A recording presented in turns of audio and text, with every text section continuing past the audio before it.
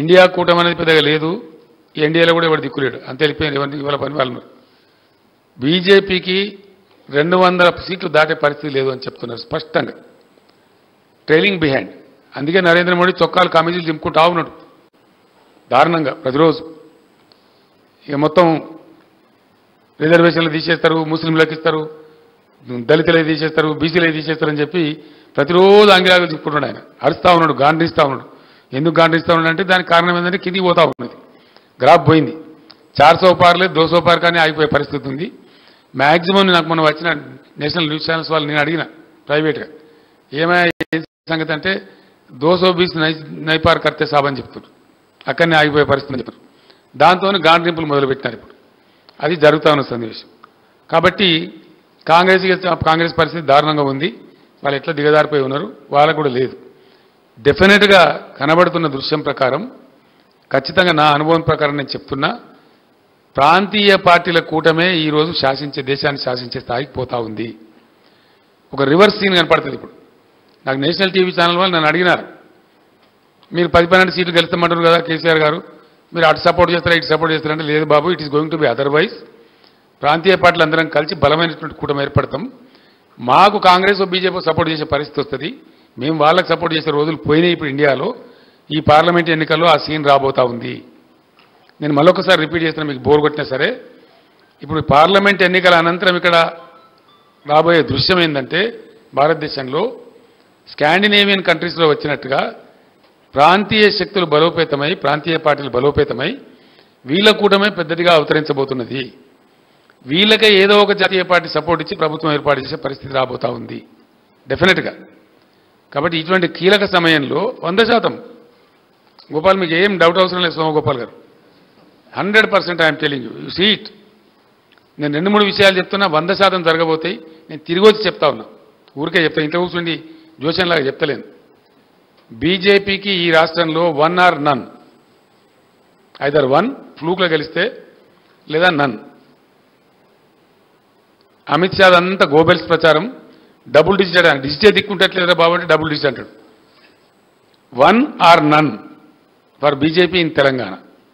South India నుంచి బీజేపీకి 10 సీట్లు దాటే పరిస్థితి లేదు. కేరళ 0, తమిళనాడు 0, ఏపీ 0, తెలంగాణ 0, కర్ణాటకలో బాగా డబ్బాలు కొట్టినారు. ప్రజ్వల్ గడబడి తర్వాత 6-7 సీట్లకు పరిమితం అనేది సమాచారం వస్తూ ఉంది.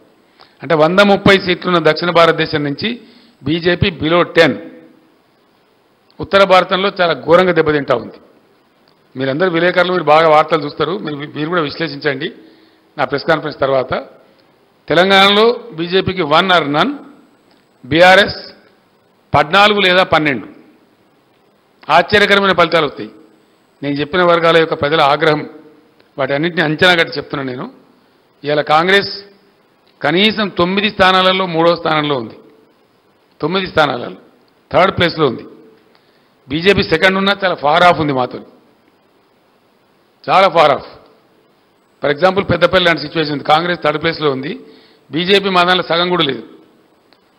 నామకే వాస్తే సెకండ్ ప్లేస్, కానీ మేము 52, 53 ఉంటే వాళ్ళు 21, 22 ఉన్నారు. అట్లా ఫార్ ఆఫ్ ఆ పరిస్థితి ఉంది రాష్ట్రంలో, స్పష్టంగా కనపడతా ఉంది. దీన్ని సద్వినియోగం చేసుకొని తెలంగాణ అస్తిత్వాన్ని కాపాడుకోవాలంటే, తెలంగాణకు కృష్ణా గోదావరి జలాలు దక్కేటువంటి దాన్ని సాధించుకోవాలంటే, తెలంగాణ ఆత్మగౌరవం అస్తిత్వ గౌరవం నిలబడాలంటే ఖచ్చితంగా ఈ క్రూషియల్ టైంలో బీఆర్ఎస్ ఎంపీలనే గెలిపించాలి. ఆ ఆవశ్యకత ఉంది.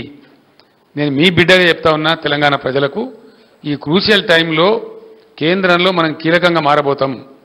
మీరు ఒక 14 సీట్లు నాకు గెలిపియండి, నేను చూపిస్తా తెలంగాణ తడాకా ఏందో దేశ రాజకీయాల్లో నేను చూపిస్తా. మీరు సమున్నతంగా ఇది మా తెలంగాణ అని తలెత్తుకొని చెప్పుకునే విధంగా బ్రహ్మాండంగా రాజకీయాలను శాసిస్తాం. ఆ రకంగా తెలంగాణ దేశ రాజకీయాలను శాసించే దిశగా పోవాలి. తెలంగాణ మేధావి లోకానికి, తెలంగాణ యువతకు నేను చేసే విజ్ఞప్తి, ఒక ఒరబడిలో పడి కొట్టుకొని పోవద్దు, ఒక దానిలో పడి కొట్టుకొని పోవద్దు.